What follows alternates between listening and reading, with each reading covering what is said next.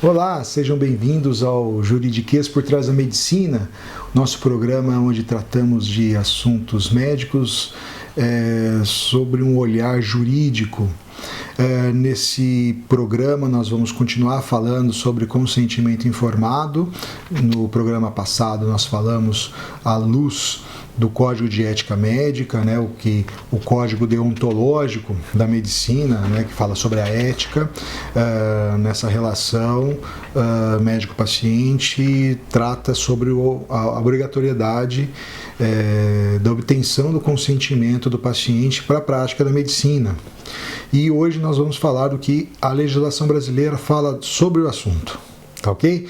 Para começar, eu quero trazer aqui uma meditação, é até uma provocação para essa conversa, que está aqui nesse livro que eu comprei lá em Portugal, que é sobre o consentimento informado para o ato médico no ordenamento jurídico português, E essa provocaçãozinha que eu quero deixar aqui para vocês é do professor Guilherme de Oliveira, que diz assim: tenho para mim que o consentimento informado vai ser uma dor de cabeça para os profissionais de saúde nos próximos anos. Há muitas normas legais a falar dele e há pouca tradição de o praticar. Os médicos sabem que têm de fazer alguma coisa, mas não sabem até que ponto as leis os obrigam. Há doentes que querem exercer o direito de consentir e outros que não querem. Os juristas também não estão habituados ao conceito. É certo que os instrumentos gerais lhes permitem saber com relativa precisão do que se trata, mas não é fácil ter uma noção precisa do que se pode exigir dos médicos na vida real, na prática clínica. Pois bem, olha só, é realmente um tema meio espinhoso, a gente tratar disso, porque existe ainda muito paternalismo na relação médico-paciente, mas hoje nós temos que entender o paciente como sujeito autônomo, que ele pode, sim, de alguma forma, entendendo o que está acontecendo com ele e o que se quer fazer com ele através do tratamento médico, de se fazer, de consentir para esse ato. Tá ok? Então vamos lá, vamos começar. Aqui no Brasil, e eu digo infelizmente, nós utilizamos o Código de Defesa do Consumidor para regular a relação médico-paciente, ou seja, nós temos ali uma legislação própria, ampla, para falar a verdade, da defesa do consumidor, para regular uma relação tão complicada que é a relação médico-paciente, tá? Essa legislação ela vem da Constituição, o artigo 5º, um dos incisos lá, ele fala que é um princípio fundamental a defesa dos interesses dos consumidores, tá? E também quando ele fala no 170 sobre a ordem econômica, ele também repisa a necessidade da proteção do consumidor dentro por conta de uma aparente hipossuficiência do consumidor em relação ao fornecedor de produtos ou serviços. Então, aqui a gente tem essa necessidade no Brasil de se proteger o consumidor. Mas a gente trata a relação médico-paciente, que é toda ela muito diferente do que obter ali 1 quilo de acém no açougue, mas a gente trata da mesma legislação, então a gente tem que infelizmente aceitar isso, porque a jurisprudência, o que o judiciário entende sobre o assunto é a utilização dessa legislação para a regulação da relação. Tá ok? Então vamos lá, não vamos lamentar, mas vamos prosseguir. Eu tenho uma luta pessoal aqui, eu tenho minha tese que eu utilizo sobre a não utilização dessa legislação, só que é uma luta, por enquanto, que é perdida, É mais fácil para o judiciário utilizar o Código de Defesa do Consumidor. Mas vamos lá. O artigo 39, inciso 6 do Código de Defesa do Consumidor, diz assim: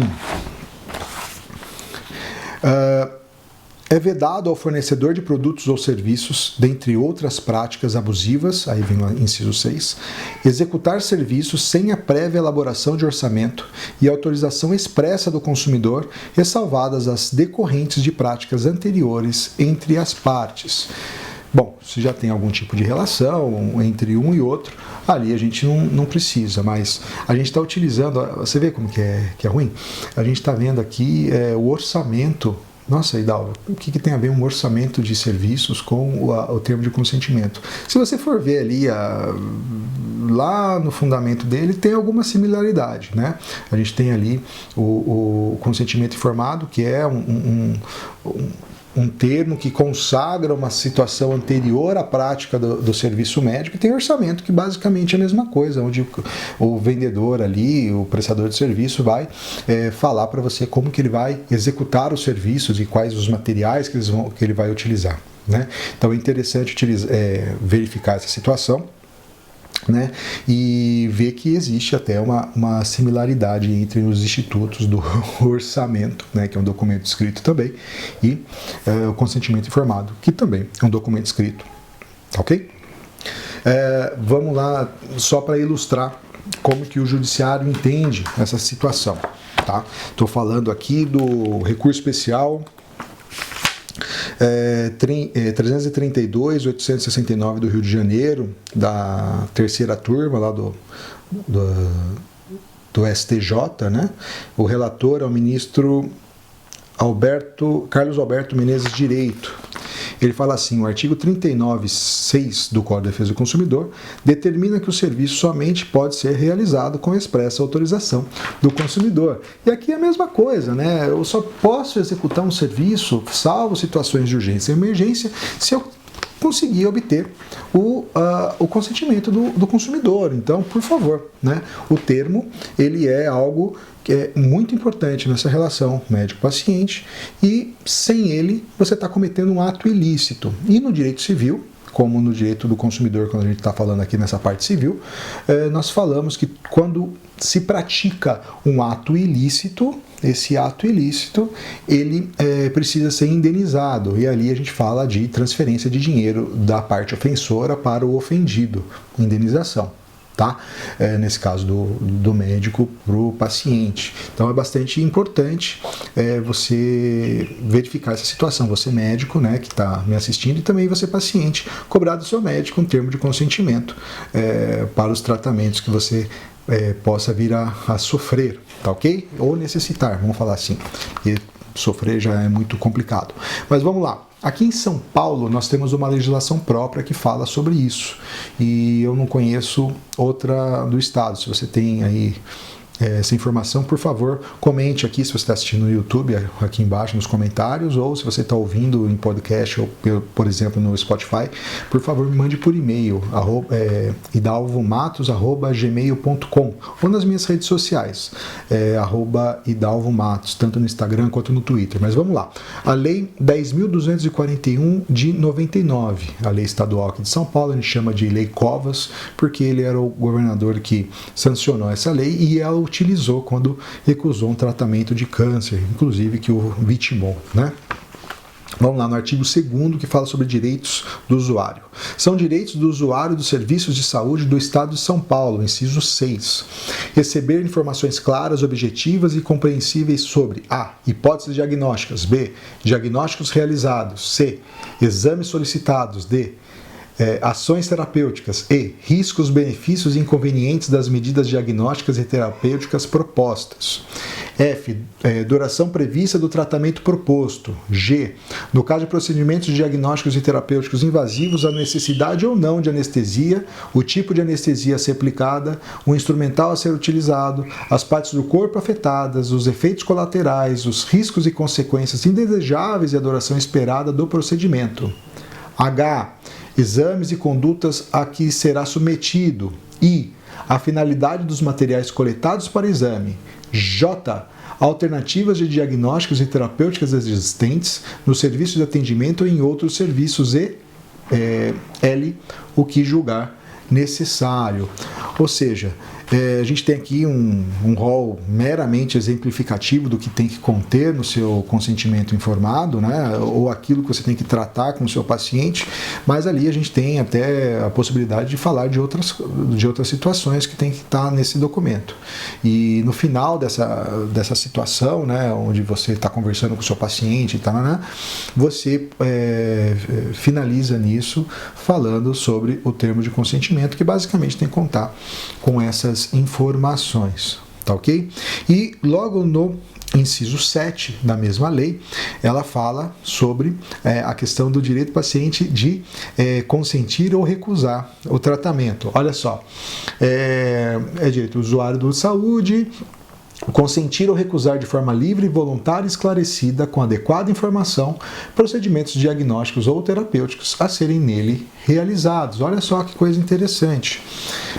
Nós temos ali uma previsão legal clara sobre a necessidade de se obter informação e a necessidade de consentimento do paciente.